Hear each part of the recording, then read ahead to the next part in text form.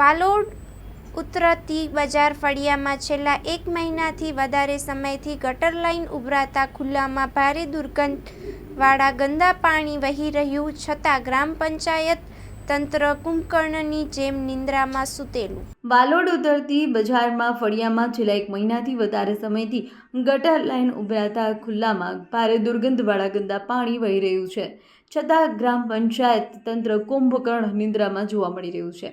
છેલ્લા 1 મહિનાથી વધારે સમયથી ગટર લાઇન ઉભરાતા ગંદુ પાણી વહી રહ્યું હોવાથી રહેવાસીઓ ભારે હાલાકીનો સામનો કરી રહ્યા છે. ગ્રામ પંચાયતમાં વારંવાર રજૂઆત કરવા છતાં કોઈ પણ જાતનું કામ કરવામાં આવતું નથી. ગ્રામ પંચાયતના સરપંચને જાણ કરતાં તેમના દ્વારા કહેવામાં આવ્યું કે તમે તલાટીનો સંપર્ક કરો. તલાટીનો સંપર્ક કરતાં તલાટી દ્વારા જણાવવામાં આવ્યું કે મશીન ચલાવવા માટે ડ્રાઈવર નથી, ડ્રાઈવર મળશે એટલે કામ કરાવીશું, એવો જવાબ આપવામાં આવ્યો.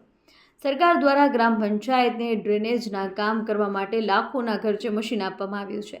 તેમ છતાં ગ્રામજનોને વારંવાર મુશ્કેલીનો સામનો કરવામાં આવી રહ્યો છે. રસ્તા પરથી અવરજવર કરતા ખુલ્લામાં ભારે દુર્ગંધવાળું ગંદુ પાણી વહી રહ્યું હોવાથી લોકોને ભારે હાલાકીનો સામનો કરવો પડી રહ્યો છે.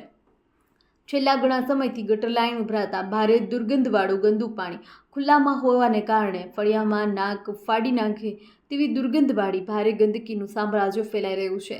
ગંદકીના કારણે વિસ્તારમાં ભારી માત્રામાં મચ્છરનો ઉપદ્રવ ફેલાયો છે અને ફળિયામાં વસવાટ કરનારા રહીશો આજુબાજુમાંથી પસાર થનારા લોકોના જીવલેણ રોગચાળો ફાટી નીકળે તો જવાબદારી કોની?